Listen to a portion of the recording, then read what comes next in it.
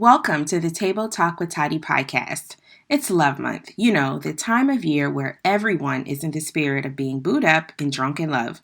So today we are joined by Dominique Clark, a multi-talented relationship expert, author, media personality, and host with years of experience empowering influencers and professionals across the country in intentional dating and building healthy relationships. Known for her signature self-worth first approach in matching and coaching her clients, Dominique has quickly become the go-to relationship expert nationwide. She has been seen on The CW, Sheen Magazine, Bossip, and The Huffington Post, to name a few, and has contributed her expertise to TV programs on networks such as WeTV. After the release of her best-selling book, She's Valuable, But Does She Know It?, and leading talks across the country, Dominique gained notoriety as a public speaker and must-have keynote for women audiences. She's worked on camera and hosted celebrity red carpets and interviews for outlets such as TV One, the BET Awards, the American Black Film Festival, and Essence Music Festival. Her career in media took off when she became the #1 Friday night radio host at the Sensation Station Network on her own show, No Strings Attached. In today's episode, we discuss the highly misconstrued term self-love and how it plays a very critical part in who we choose to date or even how we manifest the right person into our lives. Dominique also drops gems on how you can identify lack of self-worth and how to date from a place of worthiness. Let's just say today's show is what you need to go from feeling unworthy of love to attracting the love life and relationship of your dreams. Let's get into the show.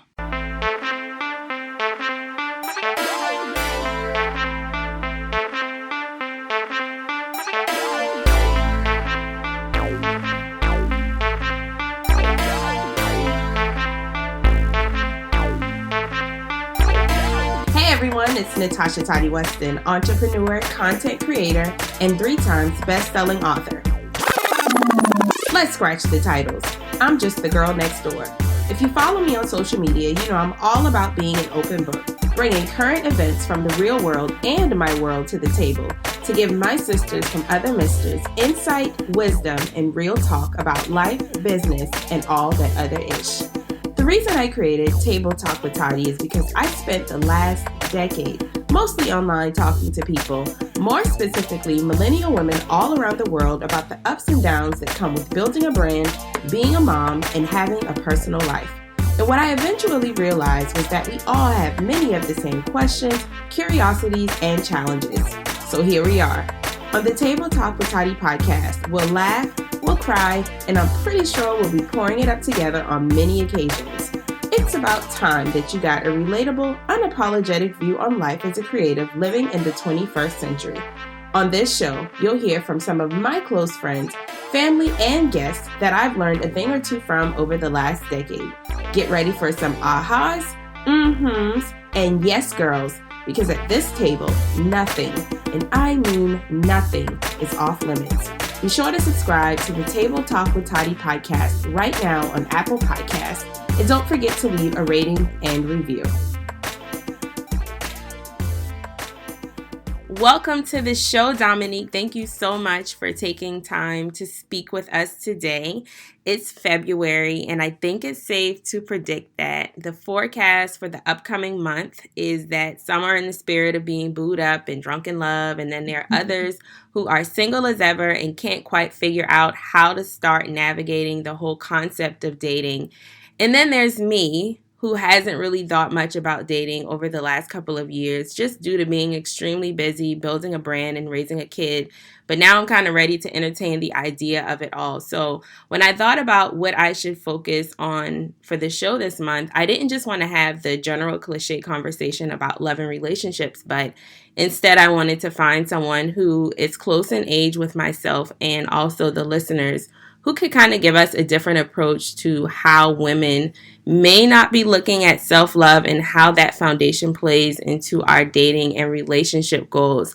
But before we jump into this juicy conversation, Dominique, can you please give the listeners a brief introduction into who you are? And if you will, kind of share with us what was the pivotal moment in your life that caused you to decide to dedicate your journey to coaching men and women all over the world on how to navigate this whole dating and relationship space. Yes. Well, first, I want to say thank you for bringing me on. I really appreciate the opportunity to speak with your listeners, and I hope that they find value in our conversation today. Yes.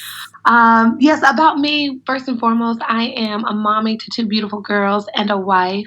And professionally, I am a certified matchmaker and relationship coach, entertainment journalist, author, and host. Yes. And how did I get into that? So, in terms of the matchmaking and relationship portion, which I think is what you guys are more interested in, Yes. I am married to my high school sweetheart. We've been together since 16. And when I was working, well, when I was going to school at the time, I was going to school and I was a bio major. I was pre med. So Mm-hmm. my goal was to become a medical doctor. And as I was applying and trying to figure out, which direction I wanted to go in, I was working in research at Duke University. And I was surrounded by amazing, medical professionals, PhDs, fellows, doctors, all that stuff. And they sucked at love. They were great academically. They had been so, you know, academically driven, spent the majority of their time in their lives dedicated to developing a career in medicine. And when it came to their social and personal life, they weren't seeing the same success as they saw professionally. And they saw me all happy in love, and they Right. wanted to know how they could achieve that Mm-hmm. in their personal life. So I started just for fun, making, online dating profiles for them, connecting them with each other on the job. And to my surprise and theirs, it started working. Oh, So, wow. yeah, so they started referring me to their colleagues. And I realized that I was actually spending more time doing that than I was the job that I was being there to get paid for. Oh, So wow. I had to make a decision 7 years ago. I decided to leave that job, and I've been working full time ever since as a matchmaker and coach. And then, got into the media and entertainment industry shortly after that. Wow. So there is really such a thing as a matchmaker. I've always heard of it, but I wasn't quite sold on the idea. So you guys heard it here. It is real. There are professional matchmakers. But I guess with something like that, you definitely have to stay prayed up and, just be very careful, I guess, about, who. But I feel like because you have been with your high school sweetheart for a very long time, you're credible. You're beyond credible. Well, So I would really on that, also, I'm right. thankful and grateful for the personal experience, Yeah. but professionally, I also wanted to add to, my credibility. So I did go and get certified as a Okay. matchmaker and relationship coach. So I did have some formal training, and yes, there is such thing as a certification for a matchmaker. Wow. um, yep, and then I got a mentor. Most people Hmm. are familiar with Paul Carrick-Brunson, and so I worked with him and his matchmaking agency when he had it at the time, and I studied from someone I admired in the space that I wanted to be in. And so I have Right. the personal experience, but I also sought it professionally as well because I really wanted to be great at what I did. Exactly. Wow. Awesome. So, speaking of mentors, you just wrapped an incredible 5-day dating worthy challenge Yes. where you led individuals through a week long of identifying lack of self worth and how to date from a place of worthiness. And I think this is kind of where you and I reconnected because I feel like we've been connected on social for a while. But when I saw the challenge, I was like, I've got to get her on the podcast because this is amazing. You always see challenges on social media, but you don't really see much of this type of challenge from a place of substance, if you will. So Thank how you. did that challenge go, and will you be doing it again for those who didn't get a chance to sign up? Yeah, so, I am really big on purpose and moving with intention, but Mm-hmm. also like being led to Right. move in a certain direction. And so, it's been a while since I've put out a lot of relationship content. Mm-hmm. I work one on one with my clients and I kind of stay in that space and I don't market it a lot because of the referrals I get, Right. so I'm thankful for that.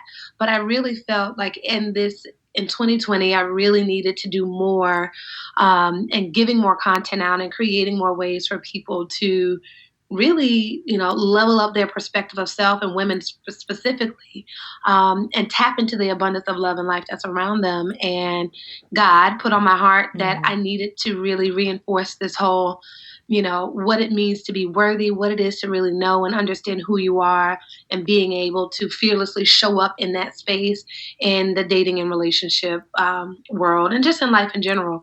And so I came up with this challenge, and the challenge was fantastic. Wow. I don't think it could have gone any better. And the reason why I say that is because the women that courageously participated in this challenge, because worthiness is not a light topic. It's probably Yeah. not something that everybody wants to talk about. Right. It can be hard, Mm-hmm. and so, these women signed up for the challenge, and each day they were just more and more like, wow, I needed that. I needed to read that. That reminded me that, I needed to focus on this, or I needed to forgive that, or I really needed to spend some time with myself to figure out what I really want. And so each Mm-hmm. day, first day was a self rediscovery, all about really getting in tune with the woman that you were supposed to be, Right. or you hoped to be before life happened, before pain, before, heartbreak. Day two, we talked about accepting our worthiness, because, the fact that we're here breathing says that we're worthy. Right. You know, day three was uncovering their limiting love beliefs. What it is, what are the things that are holding you back from really, manifesting the love that you want in your life. And day four was defining the dating life they deserve. I feel like a lot of people don't get what they want because they really don't know, and they really haven't defined it for themselves. Right. So they wouldn't see it or be able to identify it if it walked by. Right. And then day five, taking ownership and claiming love, really owning your love life. I always tell people that we have the right to choose the type of dating and relationship experiences we want to have. Right. The choice is ours. And then claiming love, recognizing that it's ours. It's ours for the taking, and we have the right to that. We're not exempt. Other people aren't the exception to the rule. If we want it, we can have it. And so it was a powerful 5 days. I'm so honored that they, joined this journey and allowed me to be their guide. And after that, I did launch a online course as a deeper intensive to that. But the challenge will start again next month in March, because I feel like it was such a powerful experience for those women that I want to make sure other people have access to it. So if anyone goes to my website, they can certainly go there and sign up for the waiting list if you want to join the challenge in March. Awesome. So you guys, DominiqueClark.com is where you would go. I'll also leave the link in the description. So let me tell y'all, sign up for the challenge when it comes back. Go take the course. I feel like with dating and relationships, especially as a millennial woman, is so much information out here that, if you're not careful, it could do you more harm than good. And so I think doing that type of journey, I feel like it's more beneficial to have a mentor and someone like Dominique who has walked the walk, who can back up with advice and strategy she's giving you. So I'm super excited about that. So Dominique, you've been with your husband since the age of 16, and I believe last year, quote me if I'm wrong, you celebrated your 10 years of marriage, right? Yes. Yep. Wow. Like that's incredible. Like nowadays it seems pretty rare to see a relationship last this long. I mean, most of us are here struggling to stay in a relationship for 30 days. So I'm I'm curious, how did you two meet? I guess the abbreviated version.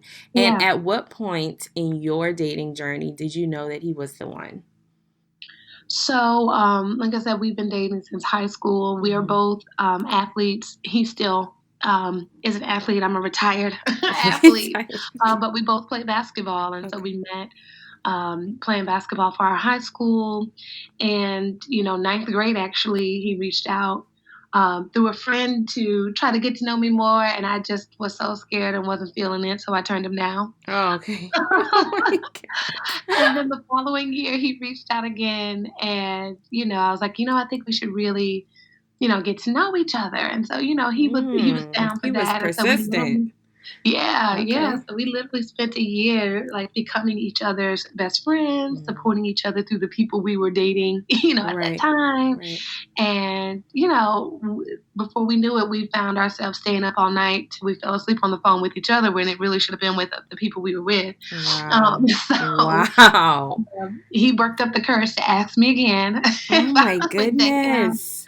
And I said yes. And so we've literally been together ever since. Now, let me be honest, it has not been picture perfect. Right. Of course, because we were so young, I'm not the same person that I was at 16, and neither was he. And Mhm. so it really took us having the will and desire to be with one another, to accept each other as we evolved into the individuals that God wanted us to be, Right.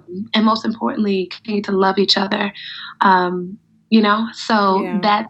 that was kind of our journey. And so, I think we were together for about 4 or 5 years, 5 years, 6 years Mhm. before we got married. I'm not good with math. Right.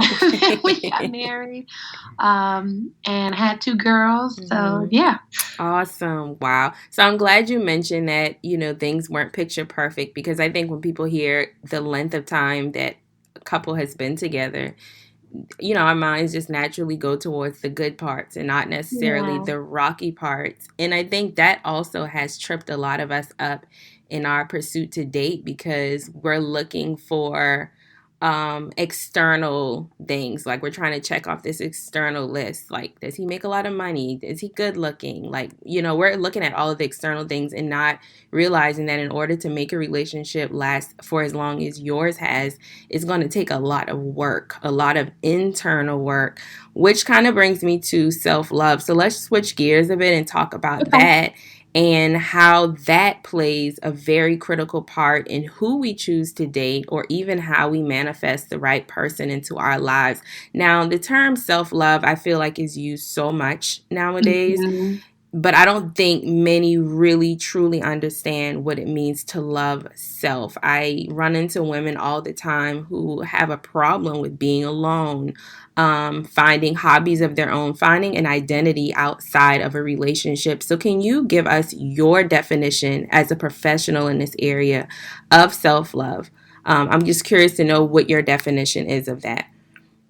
Yeah. So, I mean, you kind of hit the nail on the head. It's really not being afraid to look ourselves in the mirror and Mm-hmm. being comfortable and content with who we see there, Right. being patient and compassionate with this woman, and loving her unconditionally, Mm-hmm. Yeah. because we all have a story. We've all been through things. Life is not free of challenges, but it is how we respond to ourselves, how we look at ourselves in the mirror in the midst of that. You Mm-hmm. know, um, and to me, that's what it's about. I practice self-love daily when I do not, beat myself up if something didn't go my way. I practice self-love daily when I realize that I have worked and worked so much that I haven't given myself time to appreciate solitude and be, Right. like you said, being by myself and using that time to refuel and re-energize. I think it's about paying attention and honoring what's happening on the inside, Mm-hmm. and what our internal compass is saying to ourselves, is saying to us, about who we are, what we're supposed to be doing, who we're supposed to be doing it with, Right. when. Um, yeah, so I think it's Wow. all of those things. But most importantly, I think the foundation of that is accepting who you are, loving and being compassionate, and patient with who we find. Absolutely. So, yeah, that's what I think about it as well. And, self-love, I think when we hear self-care and self-love, most people think about self-care or they equate self-care to self-love. Yeah, And no. it's definitely not the same thing. I feel like it's just too many levels to it.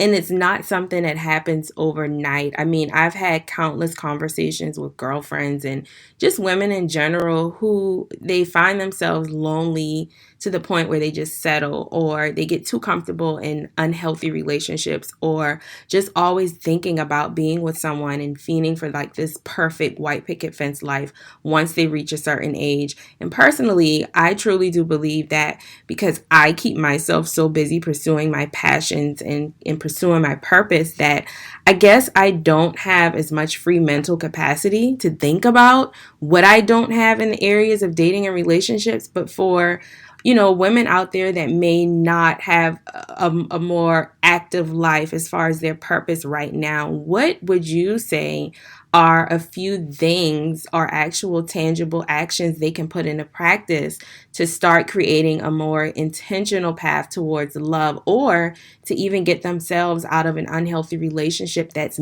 hindering them from manifesting more? Well, I think the first step is awareness. Okay. I think that a lot of people ignore, and so you've got to be aware of what's happening and what's not happening and how it's affecting you. And then with that awareness, then you need to put some action into place so that you can replace the negative things that you've been experiencing and really walk into the abundance of what you have access to. Yes. And so I think the first thing is awareness.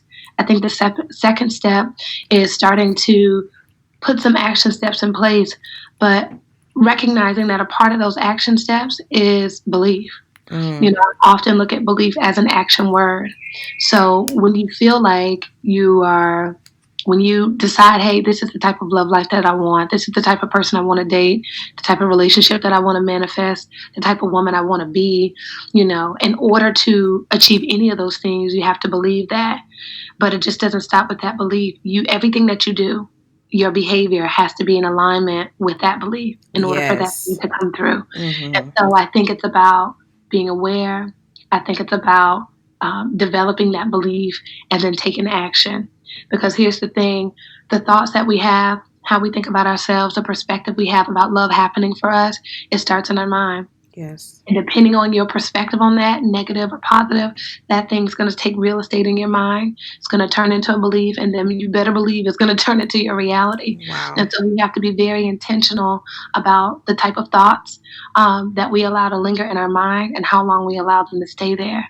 Yes. And then to take that a step further, if we have anything in our arsenal to combat that stuff, once we have a bad day, once we see something on social media that challenges us, and makes us question who we are. We we have a bad first date, and then we think, man, this is why I don't do this anymore. And then decide to give up on love altogether. Yeah. We have to have some things in place as we're taking action, because challenge is inevitable, Yep. As we face that stuff, we got to have some stuff in place in our arsenal to be able to combat that thing so that we can overcome and keep moving in spite of. Absolutely. So you said something that kind of stuck out to me, and it got me to thinking about, the saying, an idle mind is the devil's workshop. And this is just my personal opinion, I guess, but I definitely feel like if I weren't as busy, I'd also have a lot more time to ponder on why maybe not a lot of people ask me out, or why I don't have a relationship, or why I'm not actively dating as much as most people my age seem to be dating. And I always find myself telling like my girlfriends who are, worried about love and finding the right person, get busy. Find something that makes you happy, regardless of whether you're in a relationship or not. And for a period of time, I kind of questioned, is this even the right advice? Is that maybe my problem, that I'm too busy pursuing purpose, that I'm not leaving room for that type of opportunity? So what would you say to someone who is like myself, so busy and wrapped up with the end goal and building a brand and raising children, that it seems like I'm maybe not making the room to get out there and meet someone else? Like what advice or what would you tell that person? Well, honestly, it's about balance. Right. I think with anything that we want in life, we have to prioritize it. Right. I think we do a really good job of prioritizing our careers, our education, and things like that, being a parent. But for some reason, our love life is one of the first things we will quickly put on the back burner, but complain about the most when it's not happening. Oh, my God, girl. Ooh. It is. And so, that was the case with a lot of my clients. They were married to their career. and they were successful. Then they got to a certain point where they're like, okay, I got this. Now I have the time to go out on a Friday night, but I don't have anybody to go out with, and I don't have anyone asking me. And so one of the things that I did for them, I developed a social calendar, and a social calendar that I create not just to create opportunity to meet other people, because that's the overall end goal, but for them to tap into the things that make them happy, that light them up, that fills their tank. We have got to start doing the things that we enjoy, but most importantly, figuring out what those things are. Because I feel like we've spent so much time away from that, whether it's because we put everything into parenting or into our work or caring for a loved one or whatever that responsibility may be, that we are so out of touch with the things that really make us happy. And so I developed this social calendar for my clients in an effort for them to do that, do those things, kind of getting reacquainted, with their fun life, and then also creating opportunities, because like you said, you do have to create room to invite someone else into your life. So on their calendar, that's what we do. It's what are the things that's going to make me happy, the hobbies I can, get back into. But then, all right, Tuesday night I'm going to go to a salsa class, or Friday night I'm going to go to a co-ed Zumba class or whatever, so that they're mixing the things that they love, but also that very thing creates an opportunity to meet someone else. And then once you see that you've carved that out on your calendar, then those are actually the times that you can say, if someone wants to ask you out, well, actually, I have Saturday available because that was the day that you dedicated to doing said new thing. You know what I mean? So then it also creates an opportunity for you to have opportunity to invite someone in your life, and you don't feel like, gosh, I want to meet this person or I want to date them, but how am I going to fit this into my schedule? The calendar helps them do that. And so it's about balance, but most importantly, it's about getting out there and doing the things that you love, again, the things that light you on fire, because when you approach dating from that space, a place of happiness, a place of fulfillment, you become more attractive, and you start aligning yourself with people who are also doing that, who are also happy and enjoying their lives as well. Right. And it sounds like, because you mentioned earlier that you and your husband, y'all both play basketball. So it sounds like becoming self-aware and coming into grips with what you genuinely love to do and what are your hobbies, what things interest you, that puts you in position to possibly meet someone.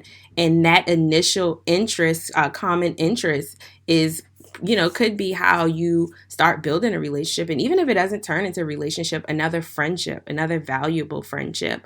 So yeah, that's pretty cool. So before we go, I've got to ask you this one last question, because you pretty much covered everything before I even ask you. So this is really good. So right before our conversation today, I saw a retweet from Karen Civil, and it was in response to a video that seems to be going viral. I don't know if it's off Twitter or not. I'm assuming it is.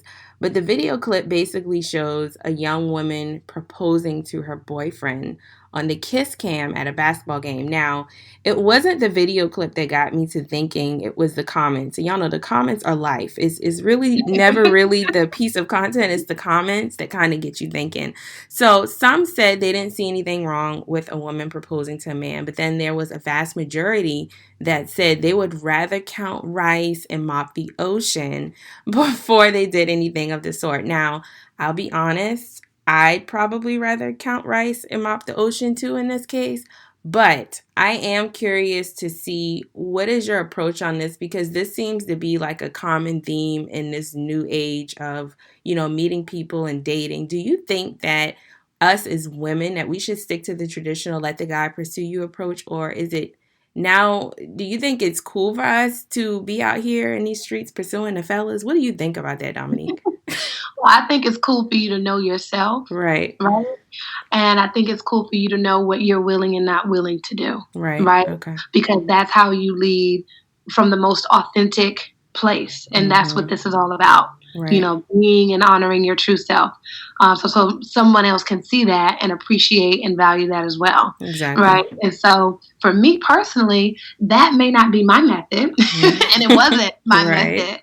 But I also commend those who feel like they're okay with that. Mm-hmm. One of the things that I talk about with my clients, because, when they're out and on the social scene, they get nervous about approaching a guy, right? I Right. see someone across the room, he's very attractive. What do I do? Do I wait and hope that he comes and talks to me, or is it okay for me to Mm-hmm. initiate a conversation with him? And in those type of instances, I think it's okay.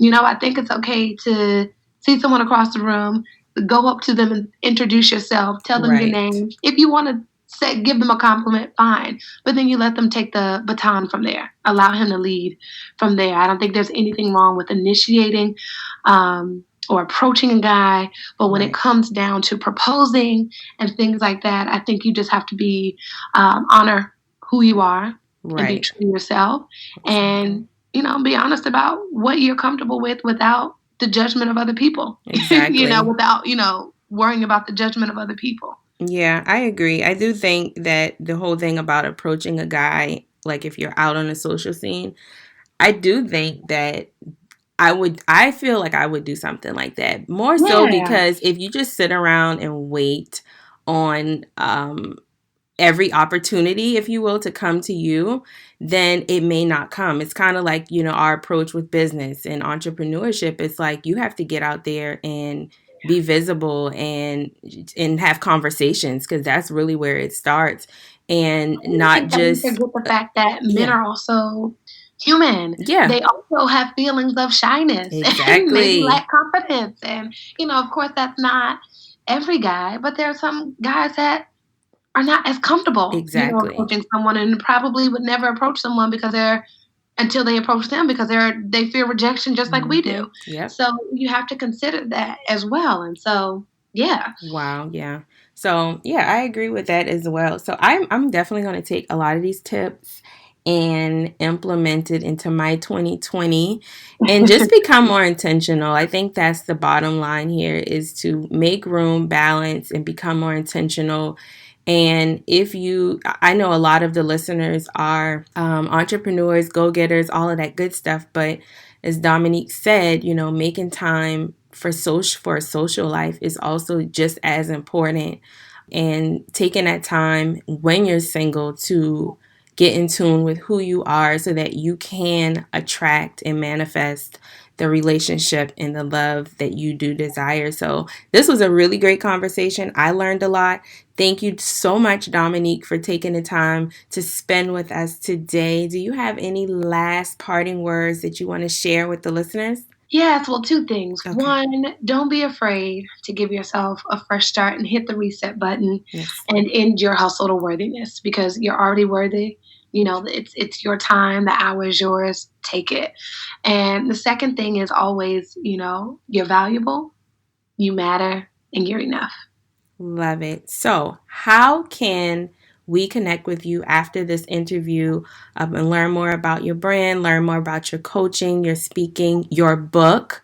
You guys Yes. go on Amazon and check out her book. It's amazing.